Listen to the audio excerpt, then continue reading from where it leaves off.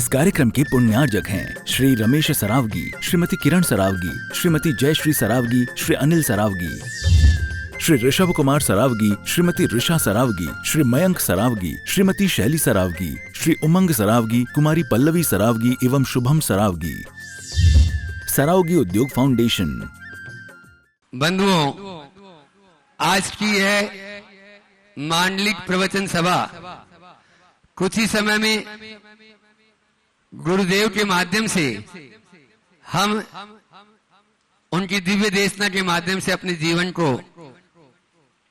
नकारात्मकता का हल भावना योग के माध्यम से किस प्रकार से हो सकता है, यह अपन को सुनने को मिल रहा है। और आगामी 1 तारीख से 6 तारीख तक इस धरा पर पंच कल्याण प्रतिष्ठा महामहोत्सव, जिसमें आपको नकारात्मकता से हटकर सकारात्मक बनकर प्रभु बनने का मार्ग बताया जाएगा गुरुवर के द्वारा। यह एक ऐसा महान अनुष्ठान आप सब जानते हैं, पाषाण से परमात्मा तक की यात्रा कैसे तय होती है। एक प्रतिमा या मूर्ति प्रतिमा का रूप धारण कैसे करती है, यह आपको यहाँ साक्षात देखने को मिलेगा। आप उसके प्रत्यक्षदर्शी बनकर और उसमें भाग लेकर अपने जीवन को सफल कर सकते हैं। और उसी के बाद पूज्य महाराज श्री जी का भावना योग जो जन जन तक पहुंच रहा है, पहुंच गया है, उसके लिए जो प्रशिक्षक तैयार हो रहे हैं, उनका एक शिविर 7 तारीख से 12 तारीख तक इस पावन धरा पर यहाँ पर होगा। अभी पूज्य महाराज श्री जी की जो प्रवचन श्रृंखला चल रही है, आप पर पहले ऐप पर 20 प्रवचन हुए और वो 20 प्रवचन आज श्रुत पंचमी तक आपके हाथ में आने वाले हैं। बस आप तैयार रहें। वह कंपोज हो चुके हैं, प्रिंट उसकी जो पुस्तक रूप में निबद्ध हो गया है, वह आपके हाथों में आएगा। और साथ में ही अब 8 के ऊपर 9 प्रवचन, चाहे वह आक्रोश पर महाराज ने दिया, आलस्य, आकांक्षा, आत्म प्रशंसा, आडंबर और आवेग, आसक्ति, आग्रह और आकुलता, इस प्रकार 9 प्रवचन हो गए।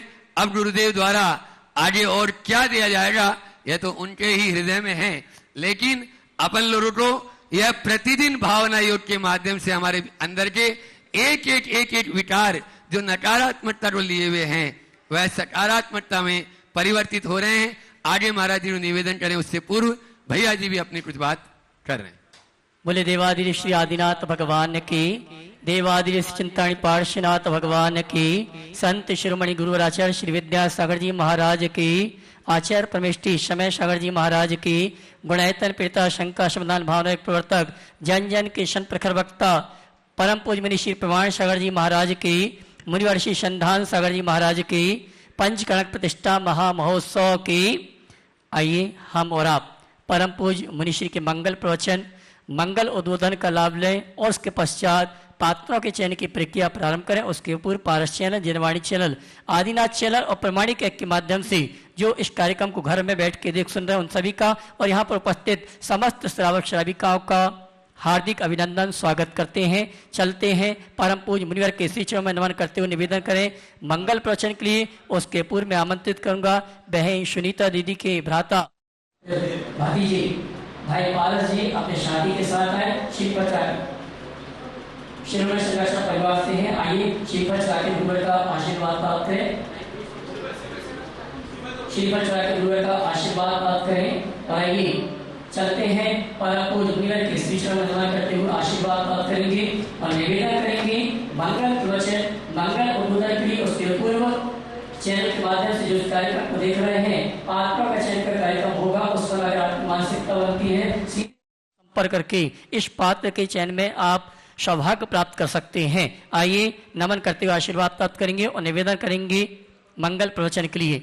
दोनों हाथ जोड़ लेंगे, बोलेंगे हे मुनिवर नमोस्तु नमोस्तु नमोस्तु।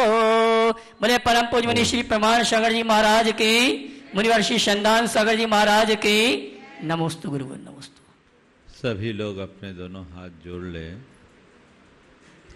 और मेरे साथ महामंत्र के स्मरण के लिए अपना मानस तैयार करें।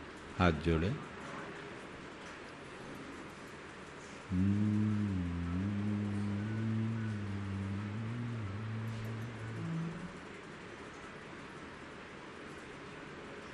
नमो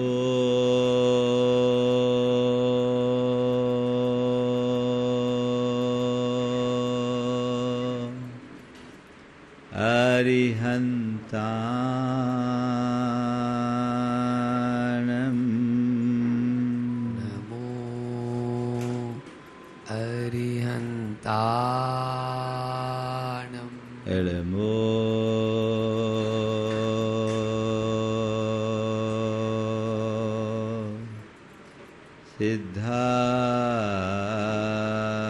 सिद्धाणं नमो सिद्धाणं नमो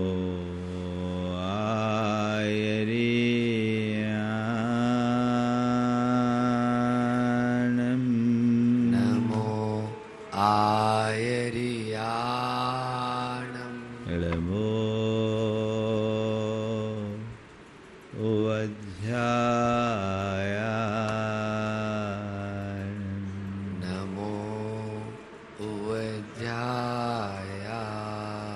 नमो लोये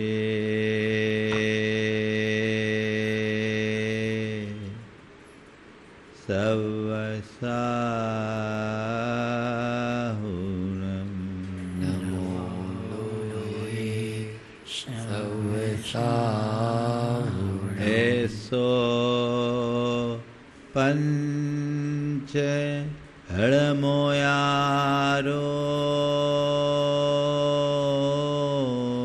ऐसो पंच नमो यारो सवपाव कनाशनो सवपावकनाशिनो मंगलालं च सवेसिं मंगलाणं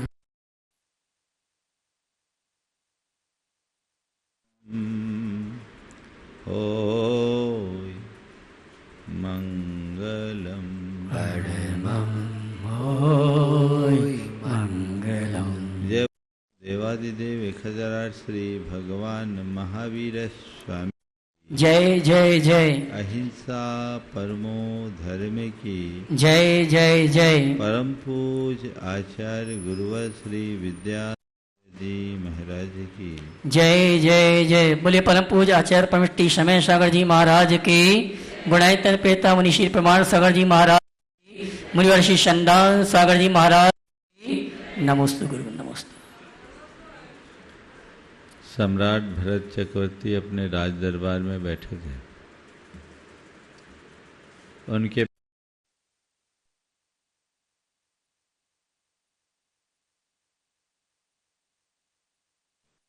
अलग अलग 3 समाचार लेकर आए। पहले दूत ने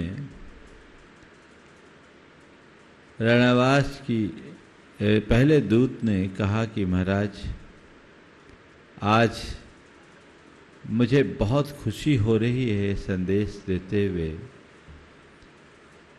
कि आज आपके आयुधशाला में अभी अभी सहस्रारों वाला चक्र रत्न प्रकट हुआ है।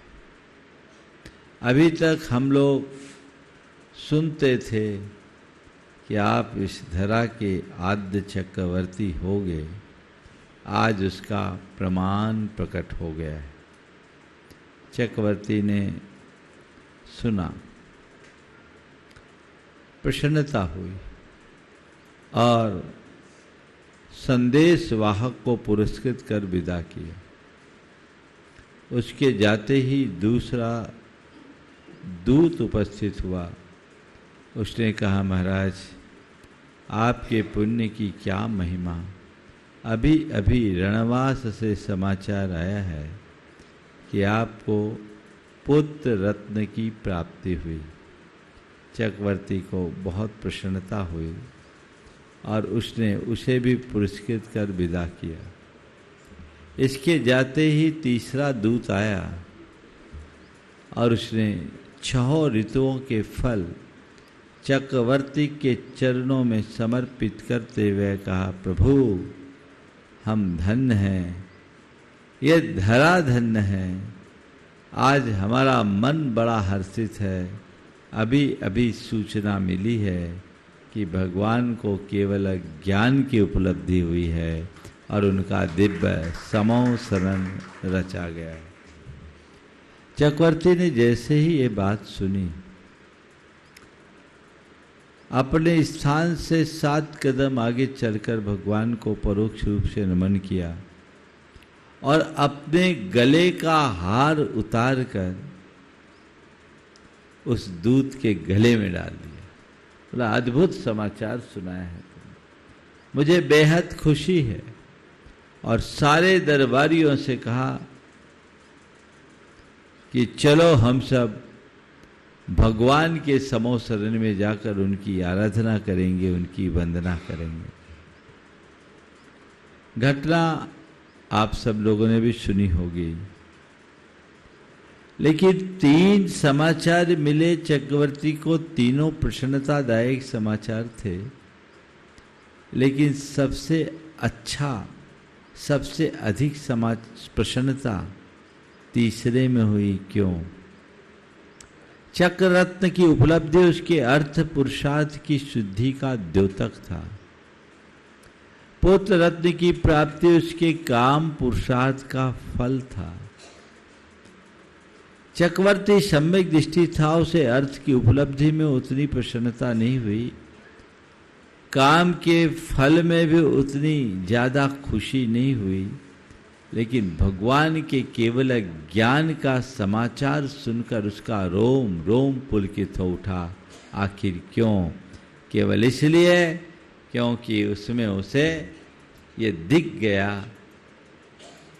कि इसके माध्यम से अब धर्म, अर्थ, काम और मोक्ष चारों पुरुषार्थों की सिद्धि होगी। अब हमें भगवान से धर्म का उपदेश मिलेगा, अब धर्म तीर्थ की प्रवृत्ति होगी। बाकी बातें अर्थ से जुड़ी, अब ये परमार्थ से जुड़ गई है। सम्यक दृष्टि की यही विशेषता है कि वह अर्थ से अधिक परमार्थ को महत्व देता है। उसने बाकी बातों को गौण कर दिया और पूरे राज परिकर के साथ भगवान के समो शरण में उपस्थित होकर इस युग का आद्य चक्रवर्ती होने के साथ साथ आद्य पुजारी बनने का भी श्रेय प्राप्त किया। ये हमारी संस्कृति है, हमें इसे समझने और पहचानने की जरूरत है। हमें जब कभी भी चुनाव करने का अवसर आए अर्थ और परमार्थ के मध्य, तो सदैव हमें अर्थ की अपेक्षा परमार्थ को महत्व देना चाहिए। परमार्थ की प्रमुखता हमारे जीवन का मूलभूत लक्ष्य और साध्य होना चाहिए। आज आप लोगों के बीच भी चुनाव का दिन है। पंच कल्याणक प्रतिष्ठा महोत्सव का ये सुयोग एक निमित्त बन गया, केवल इसलिए कि आने वाले दिनों में जो 180 बच्चे यहाँ आएंगे, उनके हृदय में संस्कारों का बीजारोपण हो। ये उद्देश्य इसके साथ जुड़ा हुआ। पंच कल्याणक तो 5 दिन का होगा, लेकिन यहाँ जो विद्यालय में बच्चे, गुरुकुलम में बच्चे आकर संस्कार प्राप्त करेंगे, आगे बढ़ेंगे, उससे कल्याण की परंपरा आगे बढ़ेगी। हमें कल्याण परंपरा को आगे बढ़ाने का लक्ष्य रखना है। इसी उद्देश्य से यहाँ ये पंच कल्याण का आयोजन संपन्न हो रहा है। आप लोग बहुत उत्साहित हैं। अपनी सहभागिता सुनिश्चित करने के लिए। जहाँ कहीं भी पंचकल्याणक की बात आती है, मुख्य रूप से 3 लोगों के लिए लोगों का बड़ा प्रगाढ़ उत्साह होता है, माता पिता, सौधर्मिंद्र और कुबेर। बहुत सारे लोग उल्लसित हैं। अब मुझे नहीं पता कि आज किसका भाग्य जगेगा, पर इतना पैसा पता है, पैसे वालों का भाग्य नहीं जगेगा, उदार वृत्ति के लोग का भाग्य जगेगा। पैसों से कोई बड़े अवसर नहीं मिलते, पुण्य और उदारतापूर्ण भावना ही हमें ऐसे अवसर प्रदान कराते हैं। तो हमें आज मौका है, अभी आप सबके मध्य एक व्यवस्था के तहत, जो समाज की एक प्रचलित व्यवस्था है, उसके तहत ये बातें होगी। मैं तो चाह रहा था कि बिना बोली के ही सब चीज़ें सेटल हो जाए तो ज़्यादा अच्छा है, लेकिन पिछले कुछ बार का अनुभव है कि बोली जिनके प्रति लोग एक्सपेक्टेशन रखते हैं वो तो पीछे रह जाते हैं, और बहुत से ऐसे लोग सामने आ जाते हैं जिसके बारे में कोई सोच भी नहीं सकता। अभी पिछले इंदौर के पंचकल्याणक में लोगों ने बहुत दिमाग लगाया और बहुत सारे लोगों की भावनाएं थी, मेरे सामने भी आकर के प्रकट कर रहे थे, लेकिन जब बोली लगी तो उनका कोई अता पता ही नहीं लगा, और ऐसे छिपे रुस्तम प्रकट हो गए जिनके बारे में कोई सोच भी नहीं रहा था। तो भावनाएं सबकी रहती है, इसलिए ये एक व्यवस्था है। उस व्यवस्था के तहत आज अभी पूरी प्रक्रियाओं को आपको पूरी करना है।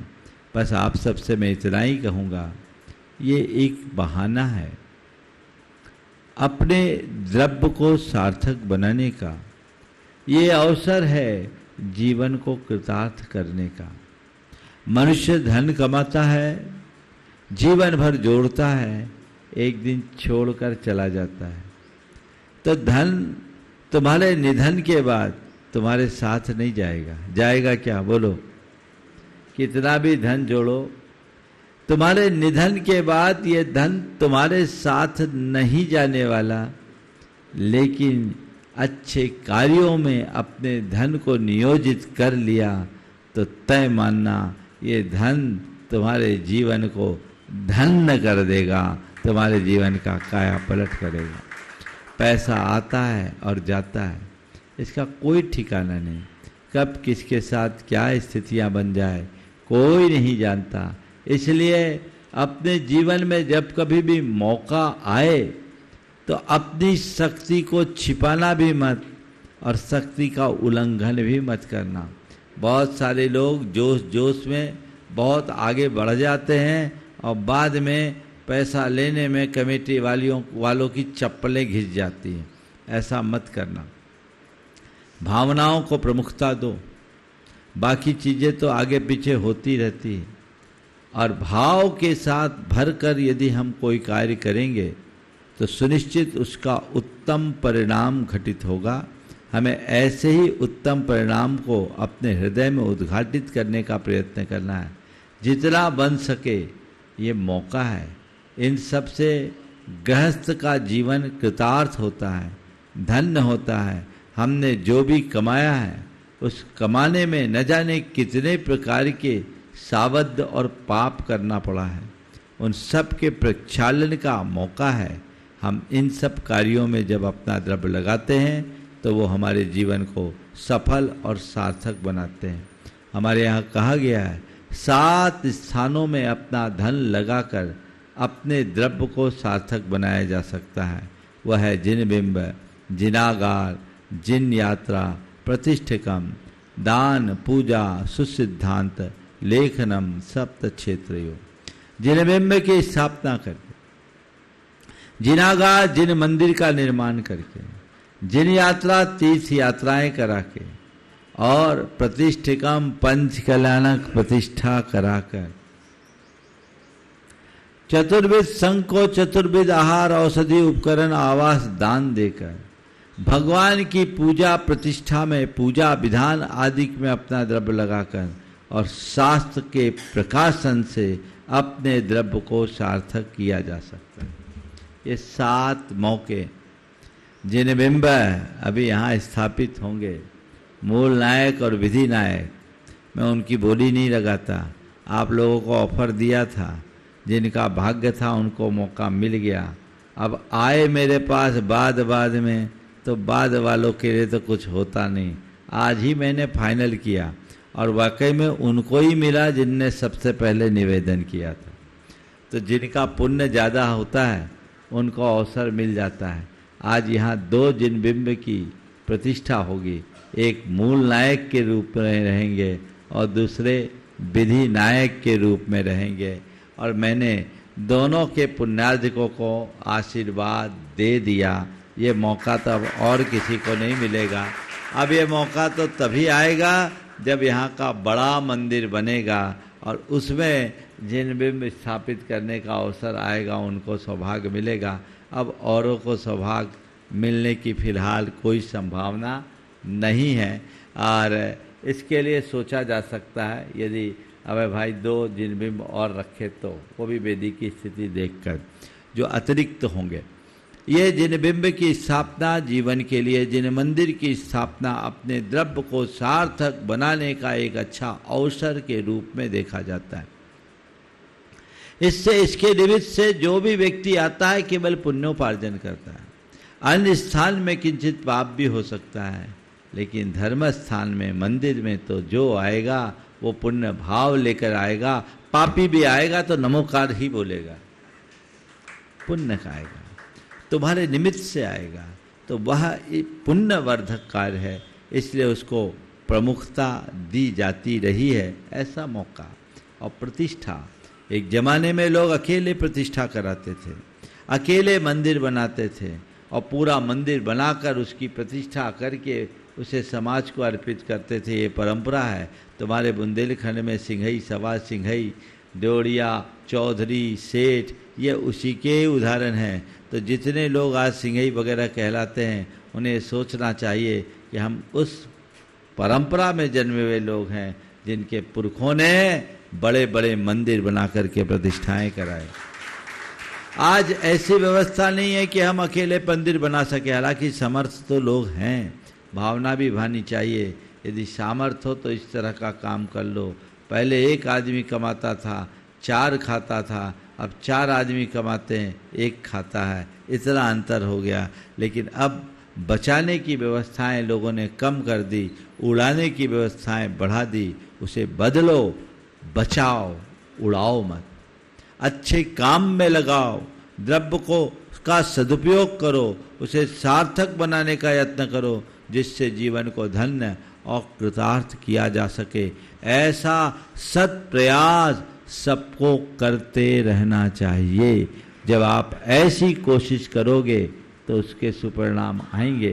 तो मैं आपसे कह रहा हूँ कि ये हम उस परंपरा में जन्म लेने वाले और जीने वाले लोग हैं जहाँ मंदिर बनाने की परिपाटी रही। और सुनो, कैसे लोगों ने मंदिर बनाया, कैसे लोगों ने प्रतिष्ठा कराया। धन्ना सेठों ने किया सो किया ही, लेकिन तुम लोग तो उस परंपरा में पैदा हुए हो जहाँ चक्की पीसने वाली पीसनहारी ने भव्य मंदिर का निर्माण किया। सोचो, एक पीसनहारी की क्या औकात। हाँ, अगर तुम ऊपरी औकात को देखोगे तो उसकी कोई औकात नहीं, लेकिन भीतर गहराई में उतर करके झांकोगे तो तुम्हें लगेगा कि जिसके हृदय में श्रद्धा है उससे बड़ी औकात किसी की नहीं है। देखो, जब मैं जबलपुर में था, पिछनहारी की मड़िया में मड़िया जी के दर्शन कर रहा था, पहाड़ी पर मुझे दूर एक खंडहर सा दिखाई पड़ा। मैंने पूछा, ये खंडहर क्या है? तो लोगों ने कहा, महाराज ये कभी रानी दुर्गावती का महल हुआ करता था। ये मदन महल, रानी दुर्गावती का मदन महल हुआ करता था। तभी किसी ने कहा, महाराज जी दुर्गावती और पिछनहारी दोनों समकालीन हैं। मेरे मुख से निकला, देखो वैभव का महल खंडहर बन गया और भक्ति की मड़िया ने सुरम तीर्थ का रूप ले लिया। वैभव विनष्ट होता है और भक्ति अमर बनती है, बनाती है। श्रद्धा शाश्वत होती है, सत्ता नश्वर होती है। इसलिए अपनी सत्ता संपत्ति के मोह में फंसने की जगह उनके सदव्य का भाव अपने अंतरंग में जगा कर रखना चाहिए कि यथासंभव मैं इनका सदुपयोग करूं, इनका सही लाभ उठा सकूं। ये प्रयास और ऐसा प्रयत्न निरंतर बने रहना चाहिए। ये मौके ही हमारे जीवन की श्रेष्ठता का आधार बनते हैं। यदि ऐसा मौका, ऐसा अवसर हमारे हाथ में हो तो हमारा जीवन धन्य होता है, हमारा जीवन सुधरता है। और अगर ऐसा नहीं है तो हमारा जीवन बिखर सकता है। अपने जीवन को सही दिशा में आगे बढ़ाने का प्रयत्न करना चाहिए। ये आज मौका आया है, तो जो मौका है इसका फायदा उठाओ। जिनको भाग लेना है वे सब अपना मन बना करके आए हैं। हो सकता है किसी का मन यहाँ बैठे बैठे भी बन जाए। अब देखते हैं किसका भाग जगता है। सब निर्भर करता है तुम किसको चुनते हो। हमने सुना है जब युद्ध निर्णीत हो गया कि महाभारत होगा, तो सवाल आया कि श्री कृष्ण किसके साइड रहेंगे। पहुंच गए दुर्योधन और युधिष्ठिर दोनों। श्री कृष्ण विश्राम कर रहे थे। दुर्योधन गया और सीधे श्री कृष्ण के सिर के पास खड़ा हो गया। थोड़ी देर बाद युधिष्ठिर पहुंचे। युधिष्ठिर श्री कृष्ण के चरणों में खड़े होकर उनकी जागने की प्रतीक्षा करते रहे। श्री कृष्ण की आंख खुली। पहली दृष्टि स्वाभाविक तौर पर चरणों की ओर पड़ी। युधिष्ठिर तुम आ गए? दुर्योधन ने कहा मैं भी आया हूं। बोले हाँ ठीक है, तुम आए हो, तुम पर मेरी दृष्टि बाद में पड़ी। पहली दृष्टि युधिष्ठिर पर पड़ी है। युधिष्ठिर बताओ, मैंने तय किया है, एक और निहत्था मैं रहूंगा और दूसरी ओर मेरी 11 अक्षौहिणी सेना होगी। एक और मैं रहूंगा निहत्था, दूसरी ओर मेरी 11 अक्षौहिणी सेना होगी। बोलो तुम किसे पसंद करना चाहते हो? दुर्योधन घबराया कि 11 अक्षौहिणी सेना न मांग ले, लेकिन कुछ कर नहीं सकता था। श्री कृष्ण का पहला प्रस्ताव ये था कि जिसे मैंने कहा वो पहले मांगेगा। युधिष्ठिर से जैसे ही कहा गया कि एक और निहत्था मैं और दूसरी ओर मेरी 11 अक्षौहिणी सेना, युधिष्ठिर ने एक पल गंवाए बिना कहा प्रभु हमें आपसे प्रयोजन है, आपकी सेना से नहीं। निहत्थे ही सही, आप ही पर्याप्त हो, हमें सेना से कोई प्रयोजन नहीं, आपसे प्रयोजन है। आप आ गए, सब आ गया। दुर्योधन ने तुरंत ताली बजाते हुए अपना दांव फेंका, तो फिर 11 अक्षौहिणी सेना मेरी। श्री कृष्ण ने कहा तथास्तु। श्री कृष्ण ने कहा तथास्तु। दुर्योधन ने कहा ये वाकई में दिमाग से दिवाली आए, नटवर लाल अकेले क्या करेंगे? अब मैं तो जीत गया। अहंकार ऐसे ही हुंकार भरता है। मैं तो जीत गया, मेरा सब कुछ हो गया। लेकिन आपको पता है नतीजा क्या निकला? युद्ध तो बाद में हुआ, 18 दिन बाद उसका परिणाम निकला, सब जानते हैं। पर मेरा तो कहना है असली परिणाम तो उसी दिन हो गया था जिस दिन चुनाव हुआ था। जिस दिन चुनाव हुआ था उस दिन परिणाम निकल गया, बाकी तो कोरी घोषणा थी। मुझे नहीं मालूम ये क्या बात है, लेकिन इसके भीतर छिपी हुई जो बातें हैं वो हमें बहुत कुछ समझाती है। इनके बल पर हम बहुत सारी बातें समझ सकते हैं। इसमें एक ही संदेश है, श्री कृष्ण है हमारे अंदर का परमार्थ, एक और हमारे भीतर का परमात्मा है, परमार्थ है। और 11 अक्षौहिणी सेना है क्या? 5 इंद्रिय, 5 मन और उनके विषय। 5 इंद्रिय, 5 उनके विषय और 1 मन, ये 11। 5 इंद्रियां, 5 उनके विषय और 1 मन। इन 11 को तुम एक तरफ लो।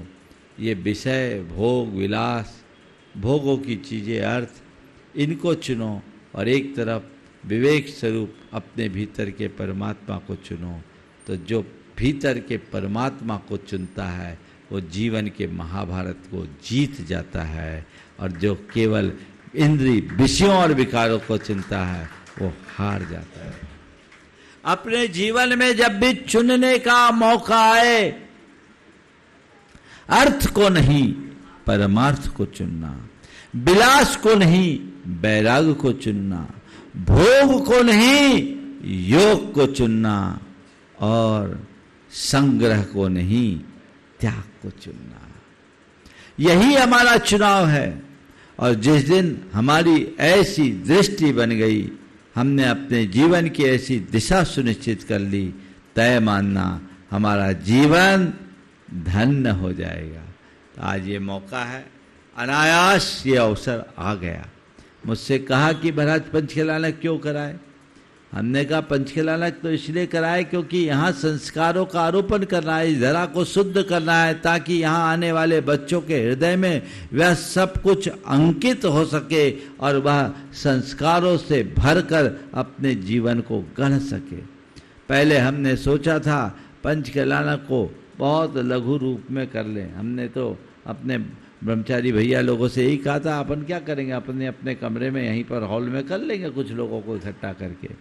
लेकिन आप लोगों के उत्साह ने इसे यह रूप प्रदान कर दिया, और अब जो आपका उत्साह और आपकी भागीदारी दिख रही है, तो कमेटी को अपनी पूरी व्यवस्था भी बदलने को बाध्य होना पड़ रहा है। जो स्थान तय किया वो स्थान भी छोटा पड़ने लगा है, अब उनको पुनर्विचार करना पड़ रहा है। यह आपका उत्साह है, ऐसे ही आपका प्रगाढ़ उत्साह बने रहे, और जो भाव लेकर आप लोग आए हैं उन भावों की पूर्ति करते रहिए, ताकि अपने जीवन को अच्छा बनाया जा सके, जीवन को सही दिशा दी जा सके। बंधुओं, बोली की एक परंपरा है।